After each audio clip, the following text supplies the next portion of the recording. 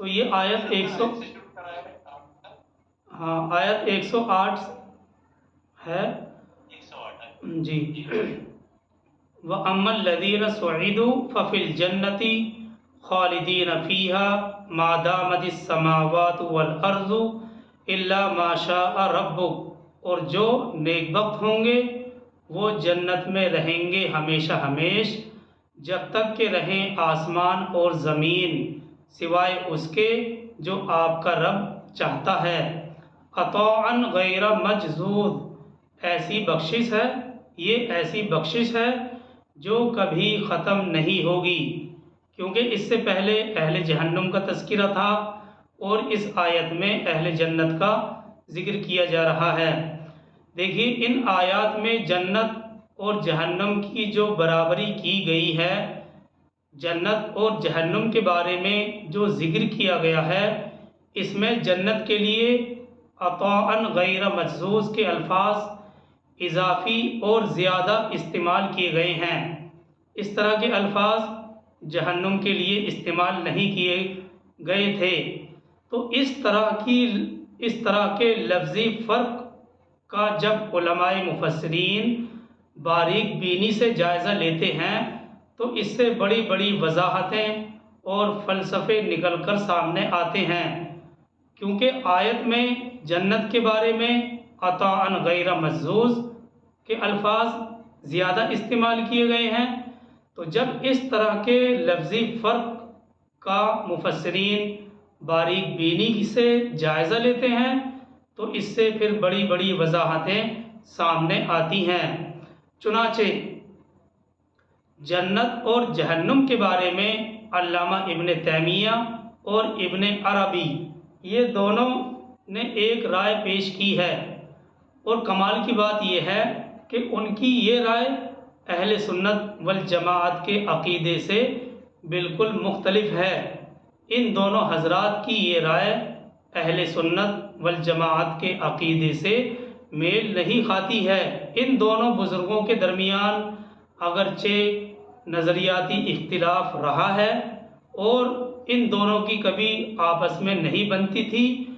مگر اس رائے میں یہ دونوں متفق ہو گئے ہیں۔ یہ دونوں حضرات کہتے ہیں، یعنی علامہ ابن تیمیہ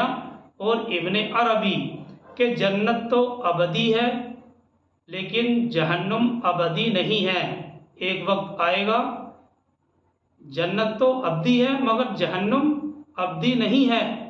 ایک وقت آئے گا، چاہے وہ وقت ہزاروں اربوں سال کے بعد ہی کیوں نہ آئے،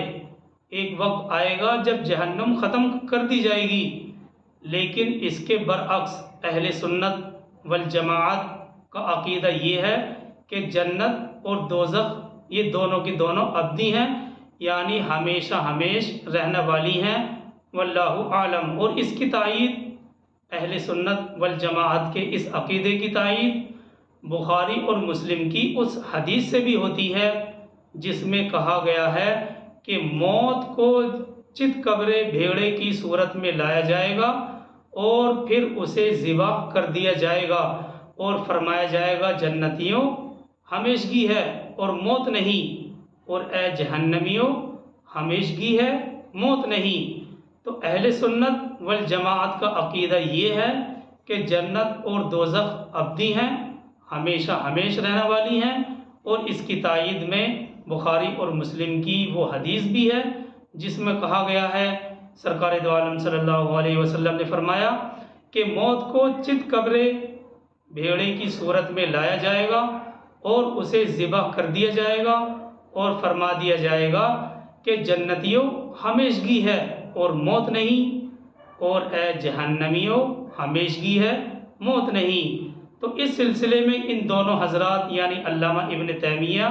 اور ابن عربی کی جو رائے ہے وہ اہل سنت والجماعت سے مختلف ہے، وضاحت رکھ دی گئی۔ آگے چلتے ہیں آیت 109 کی طرف۔ فَلَا تَكُ فِي مِرْيَةٍ مِّمَّا يَعْبُدُ هَٰؤُلَاءِ، یہ سورہ ہود کی آیت 109 ہے۔ فَلَا تَكُ فِي مِرْيَةٍ مِّمَّا يَعْبُدُ هَٰؤُلَاءِ، اے نبی صلی اللہ علیہ وسلم آپ کسی شک میں نہ رہیں ان کے بارے میں جن کی یہ لوگ عبادت کر رہے ہیں۔ فلا تکو فی مریۃ منہ فلا تکو فی مریۃ مما یعبد ہؤلاء، اے نبی صلی اللہ علیہ وسلم آپ کسی شک میں نہ رہیں ان کے بارے میں جن کی یہ لوگ عبادت کر رہے ہیں۔ ما یعبدون الا کما یعبد آباؤہم من قبل، یہ لوگ نہیں عبادت کر رہے ہیں مگر ایسے ہی جیسے کہ ان کے آباء و اجداد پوجا کرتے رہے ہیں اس سے پہلے، یعنی یہ تو بس لکیر کے فقیر بنے ہوئے ہیں، اپنے آباء و اجداد کو جن کی عبادت کرتے دیکھا انہی کی یہ عبادت کرتے ہیں، سینکڑوں ہزاروں معبود بنائے ہوئے ہیں۔ اور اس آیت کے آخری الفاظ ہیں وَإِنَّا لَمُوَفُّوهُمْ نَصِيبَهُمْ غَيْرَ مَنقُوص، اور یقیناً ہم ان کو دینے والے ہیں ان کا حصہ بغیر کسی کمی کے۔ تو یہ آیت 109 تھی۔ آگے چلتے ہیں آیت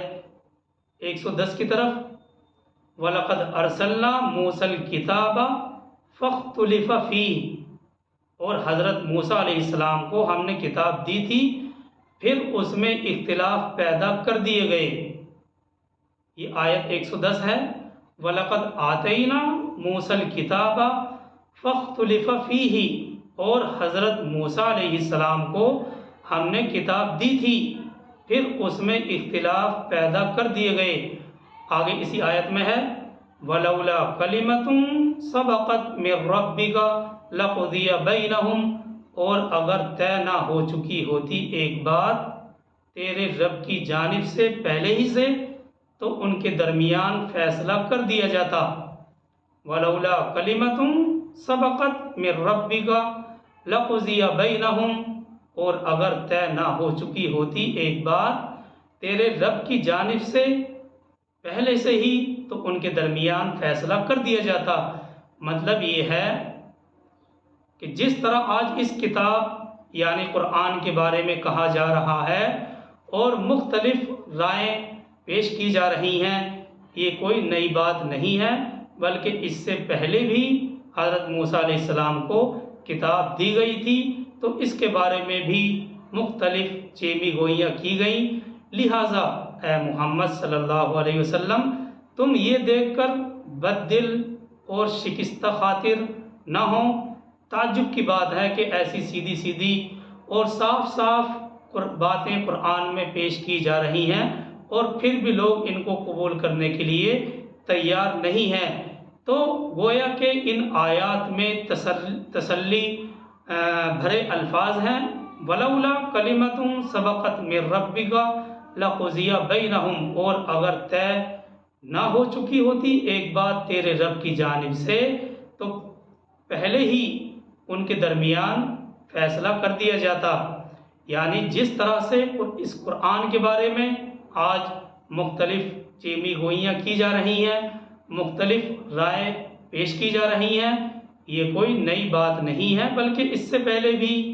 ہم نے یعنی اللہ سبحانہ وتعالیٰ نے حضرت موسیٰ کو کتاب دی تھی تو اس کے بارے میں بھی اسی طرح کی باتیں پیش کی گئی تھیں۔ لہٰذا اے محمد صلی اللہ علیہ وسلم آپ یہ دیکھ کر بد دل اور شکستہ خاطر نہ ہوں۔ تو بہرحال تعجب ہے کہ ایسی صاف صاف واضح دلائل کے ساتھ باتیں قرآن کریم کے اندر بیان کی جاتی ہیں اور پھر بھی لوگ اس کو ماننے کے لیے تیار نہیں ہوتے۔ حقیقت یہ ہے کہ لوگ جاننا ہی نہیں چاہتے، اور تاریخ اس بات پر گواہ بھی ہے کہ جس نے قرآن کو جاننے کی کوشش کی، گہرائیوں سے مطالعہ کیا، وہ اس کو سچا مانے بغیر نہیں رہ سکا اور بالآخر اس نے اسلام اور قرآن کے سامنے گھٹنے ٹیک دیے، اسلام قبول کرنا ہی پڑا۔ اور دیکھیے اس آیت کا جو اگلا فقرہ ہے، اگلا جملہ ہے جس میں کہا گیا ہے کہ اگر تیرے رب کی طرف سے ایک بات پہلے سے طے نہ ہو گئی ہوتی تو ان اختلاف کرنے والوں کے درمیان فیصلہ کر دیا جاتا۔ تو یہ بات جو کہی گئی ہے اس فقرے میں، اس میں بھی حضور صلی اللہ علیہ وسلم اور اہل ایمان کو مطمئن کر کے اور صبر دلانے کے لیے یہ بات کہی گئی ہے مطلب یہ ہے کہ تم اس بات کے لیے بے چین نہ ہو کہ جو لوگ اس قرآن کے بارے میں اختلاف کر رہے ہیں ان کا فیصلہ جلد کر دیا جائے۔ اللہ سبحانہ و تعالیٰ پہلے سے ہی طے کر چکا ہے کہ فیصلے کا وقت مقرر ہے، متعین ہے، مقررہ وقت سے پہلے فیصلہ نہیں ہوگا۔ اور یہ کہ دنیا والے فیصلہ کرنے میں جلد باز ہوتے ہیں، اللہ فیصلہ کرنے میں جلد بازی سے کام نہیں لیتا۔ وَإِنَّهُمْ لَفِي شَكٍّ مِّنْهُ مُرِيبٍ، اور یہ لوگ اس توریت کے بارے میں الجھا دینے والے شک میں مبتلا ہو گئے۔ وَإِنَّهُمْ لَفِي شَكٍّ مِّنْهُ مُرِيبٍ، منہ کی ضمیر کا جو مرجع ہے یہ کتاب توریت ہے، تو اس توریت کے بارے میں یہ لوگ الجھا دینے والے شک میں مبتلا ہو گئے۔ دیکھیے یہ بات سورہ شورى میں بھی ہم پڑھیں گے کہ ہر رسول کی جو امت ہوتی ہے، ہر رسول کی امت اپنی کتاب کی وارث ہوتی ہے، لیکن پھر جب اس امت پر زوال آتا ہے تو یہ اپنی اس کتاب کے بارے میں بھی شکوک اور شبہات میں مبتلا ہو جاتی ہے، اور بالآخر یہ شبہات پیدا ہونے لگتے ہیں کہ یہ کتاب اللہ کی طرف سے ہے بھی یا نہیں ہے۔ تو اس لیے ہمیں اس بارے میں احتیاط سے کام لینا چاہیے کہ اگر اس طرح کے شکوک اور شبہات دل کے اندر جنم لیں تو فوراً توبہ اور استغفار کریں۔ آگے آیت 111 ہے، وَإِنَّ كُلًّا لَمَّا لَيُوَفِّيَنَّهُمْ رَبُّكَ أَعْمَالَهُمْ، اور اے نبی صلی اللہ علیہ وسلم آپ کا رب ان سب کو ان کے اعمال کا پورا پورا بدلہ دے گا۔ إِنَّهُ بِمَا يَعْمَلُونَ خَبِيرٌ، یقیناً وہ باخبر ہے اس سے جو عمل یہ لوگ کر رہے ہیں۔ اگلی آیت 112 ہے، اور یہ آیت 112 بڑی اہم ہے۔ فَاسْتَقِمْ كَمَا أُمِرْتَ وَمَنْ تَابَ مَعَكَ، یہ مخاطب سرکار دو عالم صلی اللہ علیہ وسلم ہے اس کے۔ فَاسْتَقِمْ كَمَا أُمِرْتَ وَمَنْ تَابَ مَعَكَ، تو اے نبی صلی اللہ علیہ وسلم آپ ڈٹے رہیں، آپ استقامت کے ساتھ جمے رہیں جیسا کہ آپ کو حکم ہوا ہے، اور وہ بھی جنہوں نے توبہ کی آپ کے ساتھ، وَمَنْ تَابَ مَعَكَ، اور وہ لوگ بھی جنہوں نے توبہ کی آپ کے ساتھ۔ تو یہ آیت 112 ہے، اے نبی صلی اللہ علیہ وسلم آپ ڈٹے رہیں جیسا کہ آپ کو حکم ہوا ہے، اور وہ بھی جنہوں نے توبہ کی ہے آپ کے ساتھ، یعنی آپ صلی اللہ علیہ وسلم کے ساتھ وہ لوگ بھی صبر اور استقامت کے ساتھ ڈٹے رہیں جو شرک سے باز آ چکے ہیں، جنہوں نے کفر چھوڑ دیا ہے اور آپ کے ساتھ ایمان لائے ہیں، اسلام قبول انہوں نے کر لیا ہے۔ دیکھیے اس آیت میں استقم کا لفظ لایا گیا ہے، استقم، اور یہ لفظ بہت خاص ہے، اور اس لفظ کے اندر معنی کا ایک سمندر چھپا ہوا ہے۔ فَاسْتَقِمْ كَمَا أُمِرْتَ، استقم، یہ لفظ بہت ہی خاص ہے، اور اسی لفظ سے نکلا ہے استقامت، اور استقامت کے معنی آتے ہیں سیدھا کھڑے رہنے کے، سیدھا کھڑے رہنے کے معنی آتے ہیں جس میں کسی طرف بھی ذرہ برابر جھکاؤ نہ ہو، یعنی بالکل سیدھا کھڑا ہونا، اور کسی ایک طرف بھی ذرہ برابر جھکاؤ نہ ہو، ایسی کیفیت اور ایسی حالت کو استقامت کہا جاتا ہے۔ استقامت کے معنی آتے ہیں سیدھا کھڑے رہنے کے، جس میں کسی طرف ذرا سا جھکاؤ بھی نہ ہو۔ ظاہر سی بات ہے کہ بھئی یہ کام اتنا آسان نہیں ہے، کسی لوہے پتھر وغیرہ کے ستون اور پلر کو کوئی بھی ماہر انجینئر ایک مرتبہ اس طرح کھڑا کر سکتا ہے، اور وہ کھڑے ہو سکتے ہیں کہ اس کی ہر طرف استقامت رہے، کسی طرف ذرا سا بھی ادنا سا بھی میلان نہ ہو، لیکن کسی متحرک یعنی ہلنے والی چیز کا ہر وقت اور ہر حال میں اسی قائم پر رہنا یہ کس قدر مشکل ہے یہ اہل عقل سے چھپا ہوا نہیں ہے، یعنی یہ بڑا مشکل کام ہے۔ تو کسی متحرک یعنی ہلنے والی چیز کا ہر وقت اور ہر حال میں اسی حالت پر قائم رہنا یہ کس قدر مشکل ہے، یہ ہم میں سے کسی سے بھی چھپا ہوا نہیں ہے۔ جی ہاں، رسول کریم صلی اللہ علیہ وسلم اور تمام اہل اسلام کو اس آیت میں اپنے ہر کام میں، ہر حال میں استقامت پر رہنے کا حکم فرمایا گیا ہے۔ استقامت ایک چھوٹا سا لفظ ہے، مگر اس کا مفہوم ایک عظیم الشان وسعت رکھتا ہے، کیونکہ استقامت کا مطلب یہ ہے کہ انسان اپنے عقائد، عبادات، معاملات، اخلاق، معاشرت، حلال کمائی، اور پھر یہ جو حلال کمائی ہے، حلال کمائی کی آمد اور خرچ کے تمام دروازوں میں اللہ سبحانہ و تعالیٰ کی قائم کردہ حدود کے اندر اس کے بتائے ہوئے رستے پر سیدھا چلتا رہے۔ اس میں سے کسی دروازے کے کسی عمل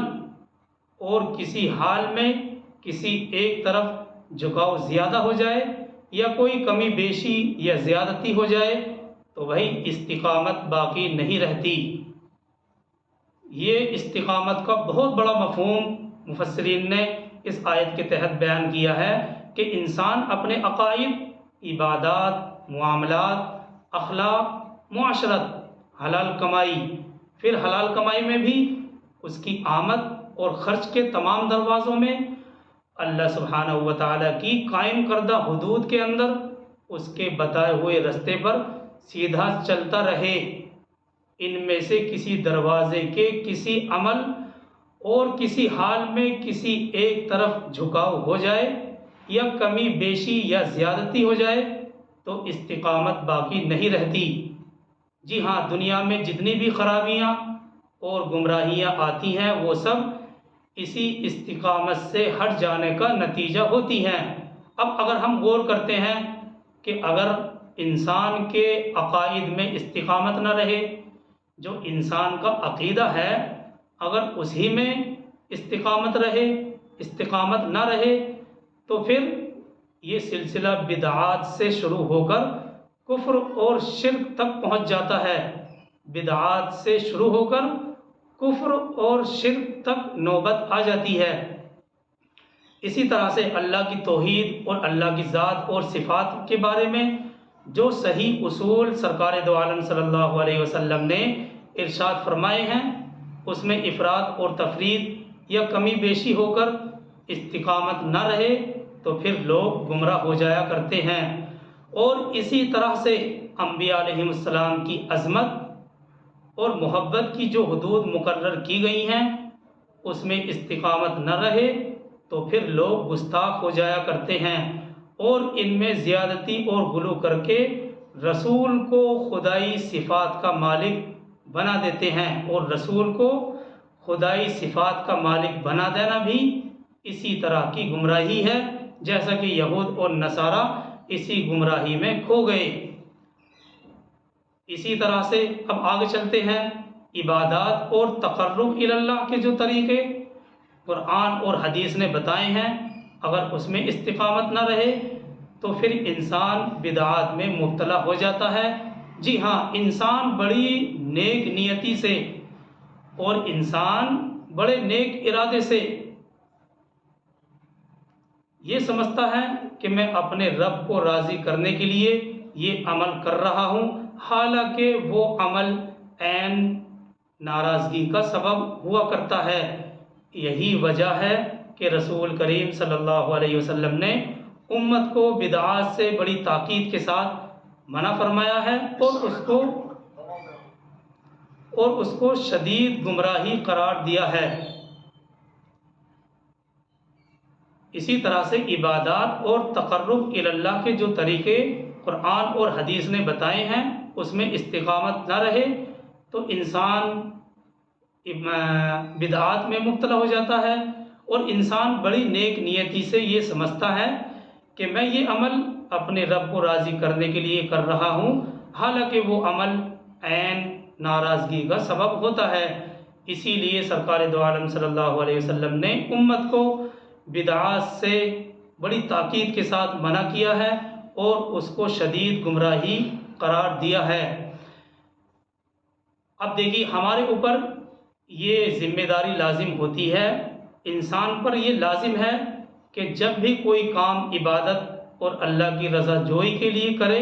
تو سب سے پہلے اس کی تحقیق کر لے، پوری تحقیق کر لے کہ یہ کام رسول کریم صلی اللہ علیہ وسلم سے ثابت ہے بھی یا نہیں ہے۔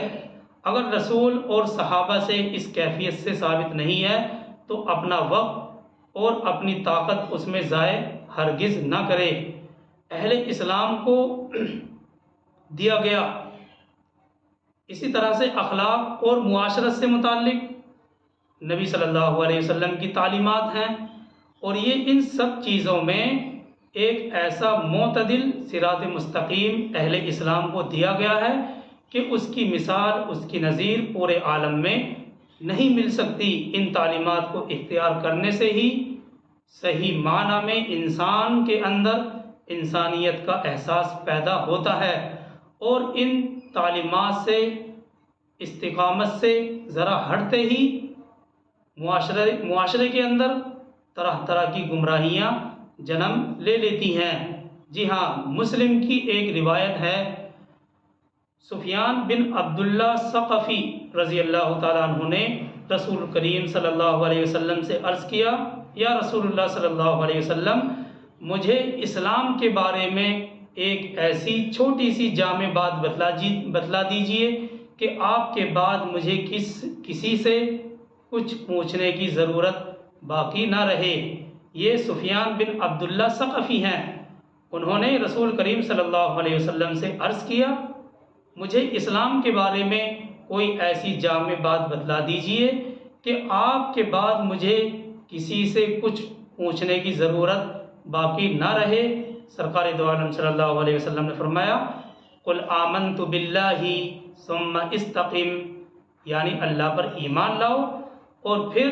اس پر استقامت کے ساتھ جمے رہو، اس پر مستقیم رہو۔ اس طرح کی اور بھی بہت سی احادیث اور صحابہ کے اقوال مفسرین نے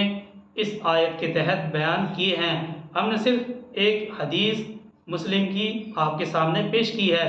بہرحال آگے اسی آیت یعنی آیت 112 کا الفاظ ہے، وَلَا تَطْغَوْا، اور تم حد سے تجاوز نہ کرو، وَلَا تَطْغَوْا، اور تم حد سے تجاوز نہ کرو۔ تجاوز کی ایک شکل یہ بھی ہو سکتی ہے کہ منکرین پر، جو لوگ قرآن اور احادیث اور اسلام کے منکر ہیں، منکرین پر جلد عذاب آنے کی خواہش کرنا یا غصے کی وجہ سے صبر اور استقامت کا دامن چھوڑ دینا، یہ بھی ہے۔ اِنَّهُ بِمَا تَعْمَلُونَ بَصِيرٌ، یقیناً وہ تم لوگوں کے سب اعمال دیکھ رہا ہے۔ اِنَّهُ بِمَا تَعْمَلُونَ بَصِيرٌ، بے شک وہ یعنی اللہ سبحانہ وتعالی، انہو کی ضمیر کا مرجع اللہ کی ذات ہے،